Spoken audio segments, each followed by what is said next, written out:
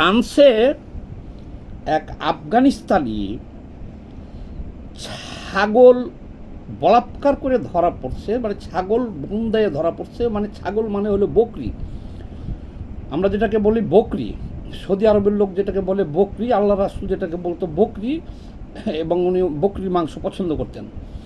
তো যাই হোক, ফ্রান্স জুড়ে এখন হইচই চলতেছে। সকল মিডিয়ায়, ফ্রান্সের গুরুত্বপূর্ণ মিডিয়ায় একেবারে কাভার হেডলাইন হয়েছে। ফ্রান্সের সকল জাতীয় পত্র পত্রিকায় এই বিষয়টা হেডলাইন করছে যে আফগানিস্তানের একজন রিফিউজি মমিন আফগানি, সে এক খামারের প্রায় 70-এর অধিক পশুকে সে বলাৎকার করে ধরা পড়ছে। আপনারা যারা এটা বিশ্বাস করতে চাইবেন না, আমি ডকুমেন্টস দিচ্ছি, লিঙ্ক দিচ্ছি, এগুলো দেখেন। তারপর আপনারা গুগলে সার্চ দেন, এই মুহূর্তে যদি গুগলে সার্চ দেন এই কথাটা লেখা যে আফগানিস্তানের নাগরিক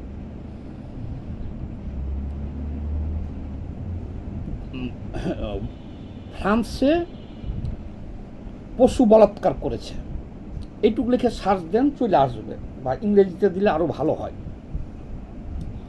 এখন প্রশ্ন হলো, আমি আগে ঘটনাটা আপনাদেরকে বলি, এটা নিয়ে আবার অনেকে কিন্তু ভিডিও বানাইছেও। এই যে হ্যালো ইউএসএ আছে না আমেরিকাতে, আমাদের বাংলাদেশের একটা ছেলে আছে, আমার নানা বলে যে নাতি, সেও ভিডিও বানাইছে। এইখানে দেখেন, আগে ঘটনাটা বলে নিই। আফগানিস্তান থেকে বহুত লোক বিশ্বের বিভিন্ন দেশে পালাই গেছে নিজের জীবন নিয়ে। যেমন ফ্রান্সে আছে, জার্মানে তো ভরা, জার্মানে আছে, লন্ডনে আছে, আমেরিকাতেও আছে। বিভিন্ন দেশে যারা যে তারা বলছে যে আমাদেরকে প্রাণ ভিক্ষা দেন, তারা আবেদন করছে যে আমরা আফগানিস্তানে নিরাপদ না, তালেবান জঙ্গি গোষ্ঠী আমাদেরকে হত্যা করতে পারে, আমরা প্রাণ ভিক্ষা চাই, আমরা আশ্রয় চাই। তো তাদেরকে রিফিউজি ক্যাটাগরিতে আশ্রয় দিছে ফ্রান্স, সব দেশের মতো ফ্রান্সও দিছে তাদেরকে আশ্রয়। তো সেখানে সেই ছেলে, সেই আফগানি মুজাহিদ একজন একটা পশু খামারে, মানে ডেইরি ফার্মে চাকরি করত। সেই ফার্মে ওনার শতাধিক, সেই মালিকের শতাধিক বকরি আছে। এগুলো কথা বলতেও তো ভাই অনেক খারাপ লাগতেছে আমার, তারপরে বলি। তো তার শতাধিক বকরি আছে। এখন সে মালিক খেয়াল করে দেখলো তার বকরিগুলা সব ডিসপ্লেস হয়ে যাচ্ছে দিন দিন, কেমন যেন মানে ভীতু। মালিক যখন আগে এই বকরিগুলোর কাছে যাইত, তখন তারা মালিকের কাছে দৌড়ে আসতো, আইসা গায়ের সাথে গা ঘেঁষত, মুখ উঁচু করে, ঠিক এইভাবে লিখছে। এটা বাংলা অনুবাদ করছি আমি, লিঙ্কগুলো ভিডিওর কমেন্টে দিয়ে দিতেছি। মালিক বলছে তার স্টেটমেন্টে যে আগে যখন আমি যাইতাম, তো পশুগুলো আমাকে ভালোবাসতো, আমি তাদের ভালোবাসতাম, আমাকে দেখলে তারা দৌড়িয়ে আসতো আমার কাছে এবং মুখ উঁচু করে চেয়ে থাকতো, গায়ের সাথে গা ঘেঁষাইত, খাইতে চাইতো। এটা হলো ভালোবাসা। কিন্তু ইদানিং দেখা গেল আমি যখন ওখানে যাই বকরিগুলো ফার্ম পরিদর্শনে, তো বকরিগুলো আমার কাছে তো আসেই না। আমি যখন ওই বকরিগুলোর কাছে যাই, তখন বকরিগুলো দৌড়ে পালিয়ে যায়, বকরিগুলোর কাছে গেলেই দৌড়ে পালিয়ে যায়। কারণ অনুসন্ধান করতে যাইয়া উনি আরও অনেক খারাপ ভাষায় অনেক কিছু বলছে, এগুলো আমি বলতে চাই না আমাদের এই সমাজে। তো উনি ফলো করছেন, তখন থেকে নজরদারি করছে, ফলো করে দেখে যে একটা বকরির বাচ্চা, ছোট বাচ্চা, সেই বাচ্চাটা ব্লিডিং হয়ে গেছে, তার ব্লিডিং হইতেছে। তখন সে সেটাকে পশু চিকিৎসকের কাছে নিয়ে যায়। সেই পশু চিকিৎসক প্রথম বলে যে সামথিং ইজ রং, আপনার এই ফার্মে কে কে থাকে, এই থাকে। বলছে সম্ভবত, সে বলছে সম্ভবত রেপ করা হয়েছে বাচ্চাকে, ধর্ষণের শিকার হয়েছে সে। তো এটা জানার পরে সেই ফ্রান্সের ওই ডেইরি ফার্মের মালিক, ওই যাকে সে চাকরিতে রাখছিল ওখানে কেয়ারটেকার আফগানি, তাকে জিজ্ঞাসাবাদ করলে সে অস্বীকার করে। অস্বীকার করলে তখন সে থানায় যায়, পুলিশ আসে। পুলিশ আসার পরে পুলিশের যা কাজ পুলিশ করছে, পুলিশ সেই বকরিকে ডিএনএ টেস্ট করছে, আর ওই ডিএনএ টেস্ট করছে, ওর ছেলের গ্রেপ্তার করছে। গ্রেপ্তার করার পরে ওই ছেলেরও ডিএনএ টেস্ট হয়েছে, বকরির ডিএনএ টেস্ট হয়েছে, তারপরে মিলে গেছে, মিলে গেছে। তাকে রিমান্ডে নিয়েছে। তখন সে স্বীকার করছে যে সে 74 মানে 74টা বকরিকে সে ধর্ষণ করছে।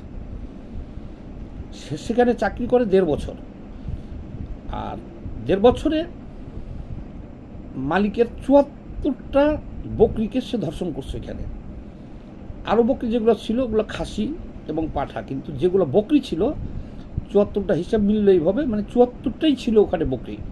এই 74টাকেই ধর্ষণ করছে। সে হলো এই আফগানি। আচ্ছা, এখন সে আছে জেলে, যাই হোক। কিন্তু টোটাল ফ্রান্সের সামাজিক যোগাযোগ মাধ্যম আর ওই যে হ্যালো ইউএস আছেন একজন আমাদের বাংলাদেশি, আমেরিকা থাকে, সে ভিডিও করছে সুন্দর করে, দেখেন। আমি তো আবার আমার এই ভিডিওতে এই সব কিছু আর অন্য কোনো চ্যানেলের কিছু দেখাই না আমার এই ভিডিওতে, 1। আর নাম্বার 2 হলো ওরা তো প্রফেশনাল, আমরা তো প্রফেশনাল না। আমরা আমাদের এই এগুলো কিন্তু করাও না, মনিটাইজেশন করা না। আমি টাকার জন্য ভিডিও করি না, আমি ইউটিউবেও না, ফেসবুকেও না। আমরা সময় পেলে 2-4 কথা এসে বলি। তো এই জন্য বলছি যে আরও অনেকেই ভিডিওটা করতেছে, দেখেন। কারণ হলো কি যে এই দেখেন, বাণিজ্য তার কিছু থাকলো মুসলমানদের, সারা বিশ্ব জুড়ে হইচই পড়ে গেছে, পুরো ইউরোপীয় ইউনিয়ন। যাদেরকে আমরা বিধর্মী বলি, যাদেরকে বলি ল্যাংটার দেশ, সেসব দেশে আপনি এইরকম বর্বর কাজ তো আপনি পাবেন না। এই জন্য জিনিসটা এত হইচই হইতেছে। এই দেখেন, এটা তো ভালো দেখাও যেতেছে না, এবং যতটুকু দেখা যায়। ওই দেখেন একটা বকরির ছবি আছে, এখানে ইংরেজি ভাষায় এই যে লেখা আছে। আর এই যে হ্যালো ইউএসএ, ও যে ভিডিওগুলো করছে সব ডকুমেন্টস দিয়ে দেখেন। এই যে হ্যালো ইউএসএ, এই যে হ্যালো ইউএসএ, জজ মিয়া, ওরা তো চিনেন, ওর ভিডিওগুলো দেখে নিন আপনারা। আর আমার কাছে যেগুলো আছে সব ওই পত্রিকার, ওদের পত্রিকার সব লিঙ্ক আছে আমার কাছেই। দেখেন দেখেন, এটা বকরি, যে বকরি ডিএনএ টেস্ট করছে সেই বকরির ছবি। আর আচ্ছা, ঘটনা তো এখানেই শেষ না।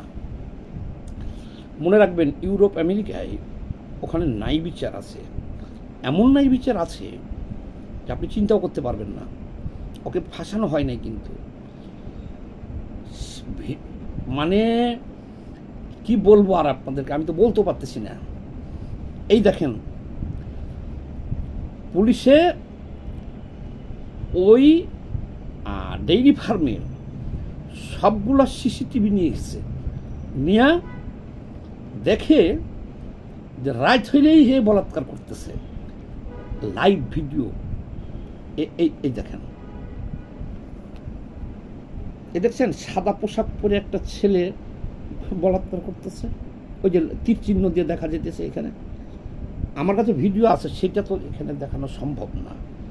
আমার এই আইডিতে আমার আত্মীয় স্বজন বা আপনারা যারা আছেন বাংলাদেশের সমাজে এটা দেখাতে পারতেছি না।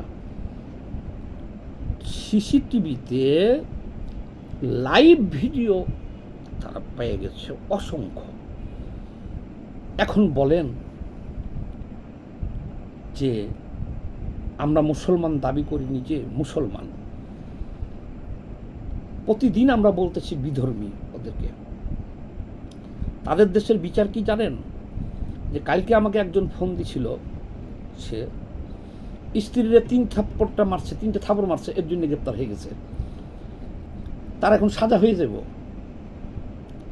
সিসিটিভিতে আছে রাস্তায় 3টে থাপড় মারছে স্ত্রীরে, 3 থাপড়ের জন্য তার 18 বছর জেল হইতে পারে। এলে ইতালির কথা বলতেছি আমি। গতকালকে আমার সাথে ওখান থেকে ফোন দিছিল গ্রেপ্তার হওয়ার পরে। তাহলে বাংলাদেশে একজন স্ত্রীকে মাইরে যদি আপনি হয়ে ফেলান কোনো সমস্যা নাই মুসলমানদের, কিন্তু ওখানে আপনি থাপড় দিচ্ছেন 3টা স্ত্রীকে, এর জন্য গ্রেপ্তার হয়ে গেছে। মামলাও করা লাগে নাই, রাস্তায় স্ত্রীকে থাপড় দিচ্ছে 3টা, গ্রেপ্তার, তার জেল হবে। তো এই যে ভিডিও ফুটেজগুলো পাওয়া গেছে, এখন এইটা নিয়ে ভাই ফ্রান্সের ঘটনা, কিন্তু ইউরোপ, আমেরিকা সবখানে হইচই পড়ে গেছে যে এরা তো, অনেকে কমেন্টস করছে ওইখানে সামাজিক যোগাযোগ মাধ্যমেও, যে এরা তো জানোয়ারের চেয়েতে খারাপ। নাউজুবিল্লাহ নাউজুবিল্লাহ। আপনারা ইউরোপ আমেরিকার কোনো দেশে দেখছেন যে তারা, আমরা তো বলি তারা ন্যাংটার দেশ, তারা এরকম জঘন্য কাজের সাথে জড়িত? এখন সমস্যা হলো কি দেখেন, এই বেয়াদবদের জন্য এখন পুরা মুসলমান জাতির উপরে একটা ধাক্কা আসবে। সন্দেহের চোখে দেখবে যে এরা যদি পশুর সাথে এটা করতে পারে, তাহলে মানুষের সাথে কি করব? আপনি আমি যা মনে করি তা না। ইউরোপ আমেরিকা লন্ডন এই ছোট ভিডিওতে তো এগুলো বর্ণনা করা যাবে না। তো সেখানে বাংলাদেশের মতো শিশু বলাৎকার হয় না, সেখানে রেপ ধর্ষণ এরকম হয় না। তারা হাফ প্যান্ট পরে চলুক মেয়েরা, আর উলঙ্গ পরে চলুক, তাদের স্বাধীনতা এটা। তাই বলে যে আপনি মনে করেন যে তারা বেশ্যা, তা না। একজন প্রাপ্তবয়স্ক পুরুষ, প্রাপ্তবয়স্ক নারী, তারা যদি উভয়ের সম্মতিতে কিছু করে, সেটা তাদের দেশের আইনে প্রযোজ্য। কিন্তু কোনো নারী যদি ভুলেও কোনো পুরুষের নাকি কমপ্লেন করে যে আমাকে ইভটিজিং করছে, তাহলে তার রক্ষা নেই। কিন্তু এত সহজ বিষয় না। তো এখন দেখেন এই বেয়াদবটার কারণে, দেখেন জাপানে মসজিদ করতে দেয় নাই কয়েকদিন আগে মুসলমানদের। তাহলে কেন দিবেটা কি কারণে বলেন? তাহলে তো আমাদের মুসলমানদের চরিত্র বদলাইতে হবে। তাহলে মুসলমানদের এখন দেখেন এই ছাগল পুন্দাইছে আমেরিকা থেকে পুরা ইউরোপ হইচই, মানে অসংখ্য সিসিটিভি ফুটেজ উদ্ধার হয়েছে লাইভ। আস্তাগফিরুল্লাহ আস্তাগফিরুল্লাহ। তাইলে চরিত্র সংশোধন করতে হবে মুসলমানদের, চরিত্র সংশোধন করলে। আর এই দেখেন এই বদমাইশগুলোর কারণে এখন যে সমস্ত মুসলমান ইউরোপ আমেরিকায় আছে প্রত্যেকেই সাফারার হবে, সবাই নজরদারির মধ্যে থাকবে। অনেকের ভিসা বাতিল করবে, অনেকের যারা যাওয়ার জন্য চেষ্টা করবে এটার উপরে রেস্ট্রিকশন আসবে, অনেক সমস্যা হবে। এই আফগানিস্তানিরা সেই জঘন্য আফগানিস্তান বানানোর জন্যে বাংলাদেশে আমাদের কিছু লোক লড়াই করতেছে। এরাও ওই ছাগল বলাৎকার করা গ্রুপের লোক। কারণ বিশ্বে আফগানিস্তানের মানুষকে ঘৃণা করে। ইউরোপ আমেরিকার মানুষ হলো উদার গণতান্ত্রিক দেশ, তারা প্রাণ ভিক্ষা চাইছে, আশ্রয় দিছে। দেখেন তো আফগানিস্তানের কত লোক, ইউরোপীয় ইউনিয়ন আমেরিকা সবখানে আছে। ইরানের কত 90 লক্ষ লোক আছে বিভিন্ন দেশে, তারা আশ্রয় দেয়। সেখানে যে আমরা এই কাজ করি। বাংলাদেশে দেখেন প্রতিদিন শিশু বলাৎকার হইতেছে, এবং যারা শিশু বলাৎকার করতেছে তারাই আবার সমকামিতার বিরুদ্ধে লড়াই করতেছে। আমরা তো এই বাংলাদেশের শিশু বলাৎকারীদের বিরুদ্ধে কোনো ব্যবস্থা নিতে পারি না। তাহলে যারা শিশু বলাৎকারের অভ্যাস, এদেরকে যদি মক্কাও পাঠান, ফ্রান্সে পাঠান, জার্মান পাঠান, ইন্ডিয়া পাঠান, মালয়েশিয়া পাঠান, যেখানে যাবে সেখানে তো সুযোগ পেলেই বলাৎকার করবে। ছি ছি ছি ছি ছি। সবাই ভালো থাকবেন, আর এই ভিডিওটা একটু বেশি বেশি করে শেয়ার দিয়ে দিন। কি বলবার, বলার কিছু নাই।